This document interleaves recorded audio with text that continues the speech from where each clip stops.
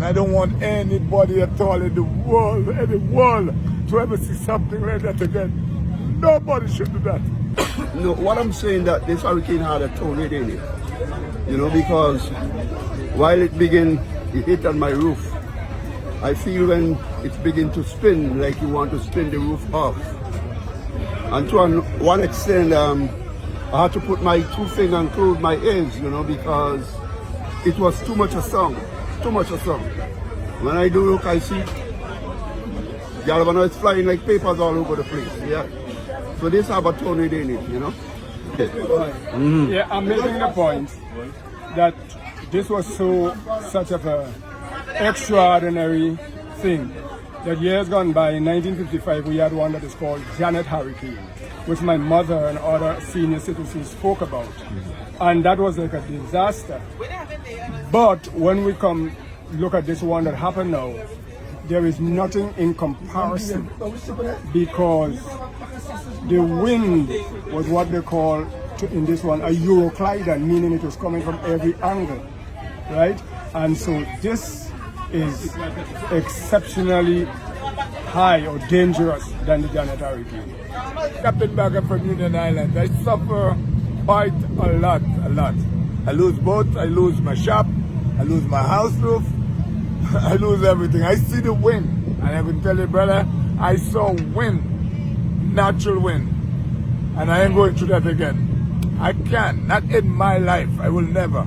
If a storm is coming on the north, I go in south.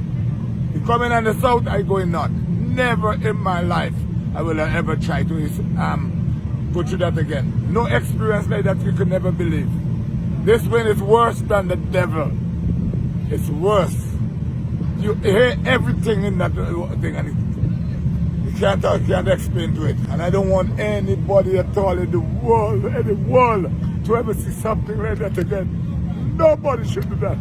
Everybody.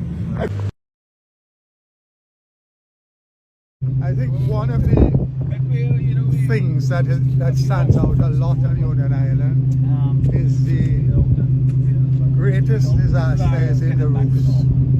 But very significantly, I've seen a lot of the roofs that are destroyed. The entire structure is in place.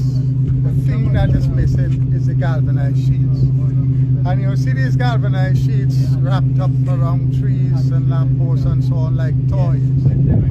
Clearly, the thickness and strength of the galvanized that is being used is a serious problem.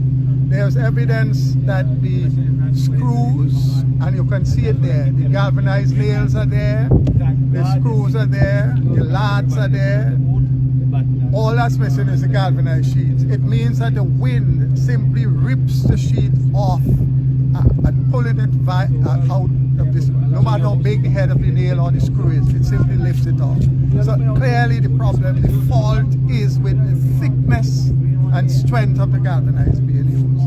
And that is something that the civil engineers have to look at very seriously in a country where we are exposed to these kinds of winds. It's a telltale story of the failure, not of the design of the building, but in the finishing material, i.e. the galvanized. All of the rafters, most of the rafters I've seen are intact and are embedded well into the ring beam, concrete ring beam of the buildings. The failure of the roofing material, not the structure, not the construction. The galvanized material, and of course the shingles are totally inappropriate for this part of the world. Yeah. As an observation that I'm sure the engineers would want to take a very, very close look at. It's cheaper to spend some more money up front and buy proper galvanized than to buy these thin, substandard things that we put in on our roofs. Yeah. Yeah, well, this is total destruction. You know, there's hardly a building that's not been had the roof destroyed or walls broken. This is annihilation, almost complete, and it's so marvelous that we didn't lose more lives or serious injury in this. But we now have to rebuild and rebuild better. Finally, we Canouan out. Everybody.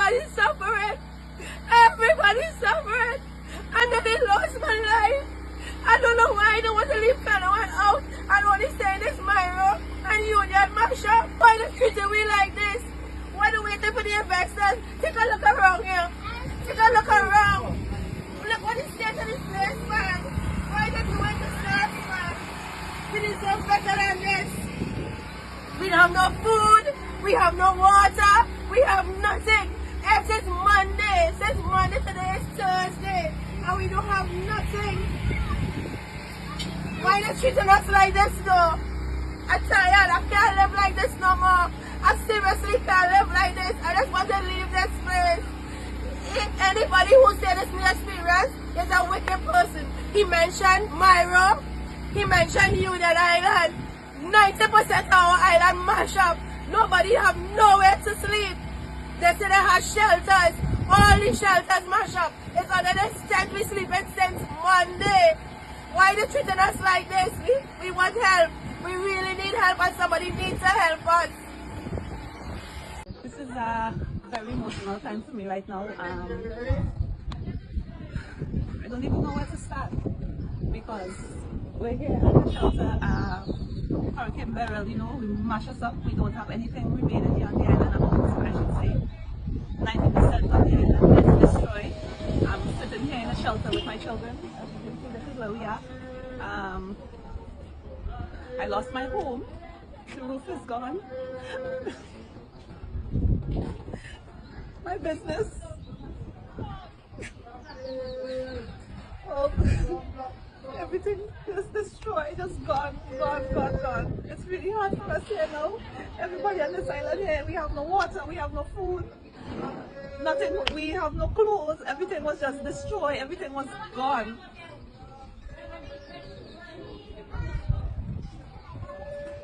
It's nice to be here.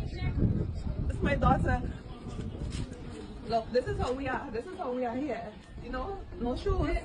We have to only grab what important documents we had to run for our life. So we are here now. I don't know what's gonna happen, but Canouan is really gone. I've never seen Canouan in this state.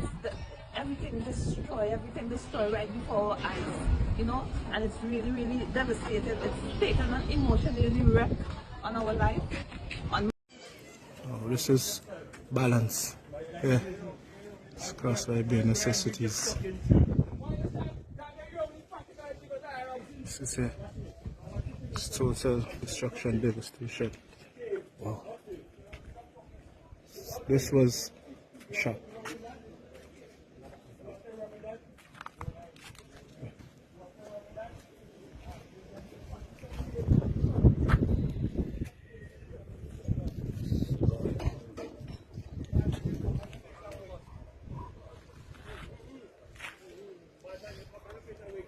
Gone.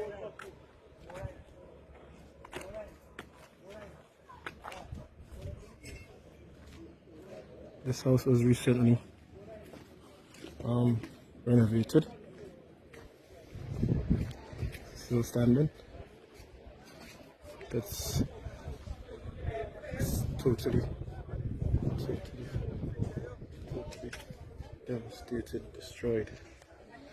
Areas here.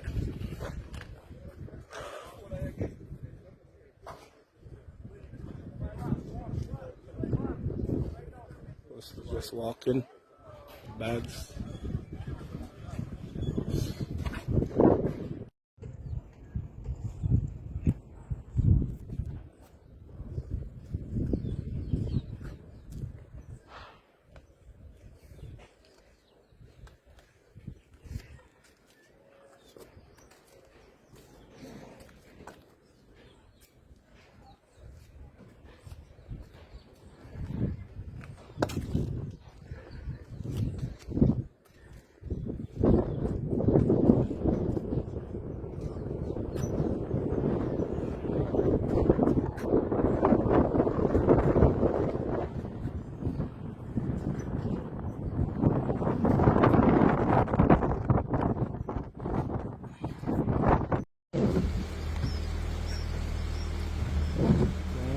Downstairs.